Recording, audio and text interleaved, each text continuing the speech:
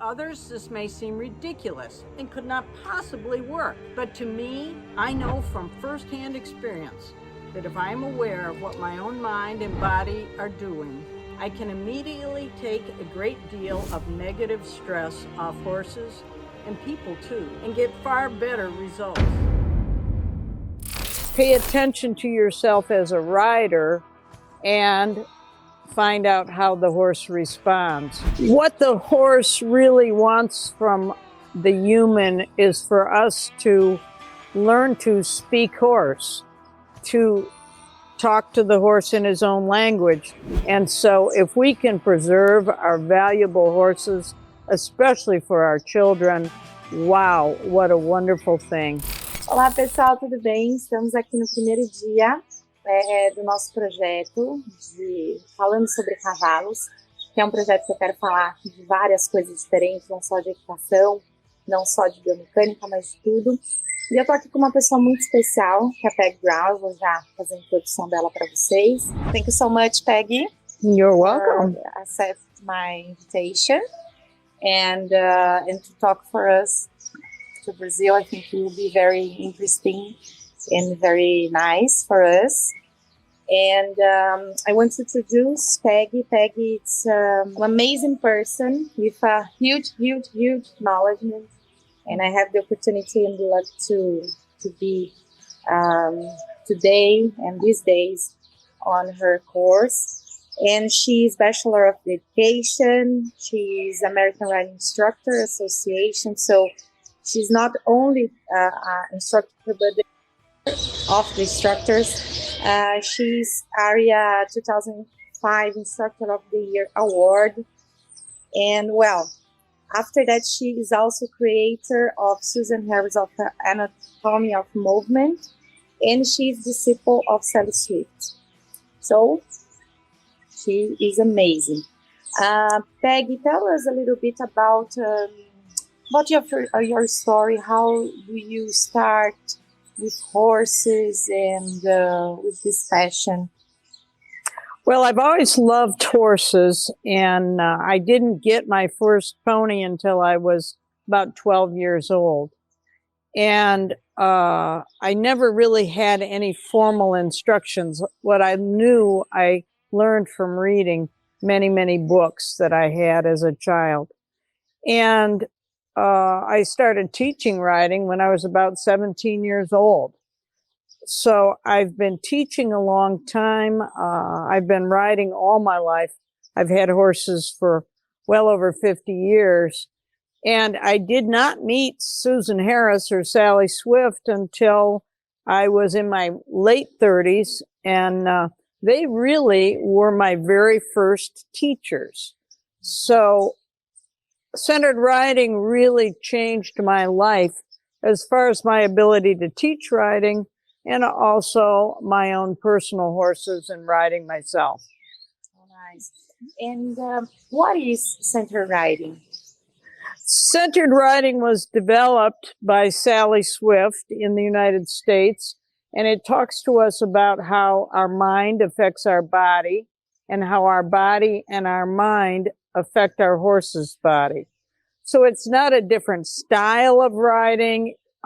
It's truly a balanced classical seat, but it is a system of teaching and learning which helps the rider learn to recognize when they are not in balance or when they are tense or tight, and how they can let go and correct some of their imbalance. And then the horse can move freely and happily. And so it's more than, so often we think about people fixing a horse or training a horse. But this is really a system that says, pay attention to yourself as a rider and find out how the horse responds. And the response is always good. Yeah, always. And is this for beginners, for people who want to do competition? It's for everyone. I have taught children, many children, I have taught Olympic riders, and oddly enough, I am teaching them the same things, just in different ways. Which is the importance of that for the horse, for example? What we gain, what the horse gain, what the students gain with this center riding? I think it results in a lot more balanced, moving seat, a lot more confidence, definitely improvement in the hands and arms and the use of the aids. And it's going to definitely result in a horse that moves rounder, more balanced, and happily. So I haven't had a horse in years that was an unhappy horse, that couldn't almost immediately be improved with centered riding techniques. The last question, Peggy, it's about, I think I really like if you could give us a tip for the people in Brazil to understand this is important, because sometimes they think this is very difficult. It's only for the classic riders or for the professional riders. So could you give us a tip for these people who doesn't believe so much about biomechanics and this connection to the horse? What the horse really wants from the human is for us to learn to speak horse, to talk to the horse in his own language.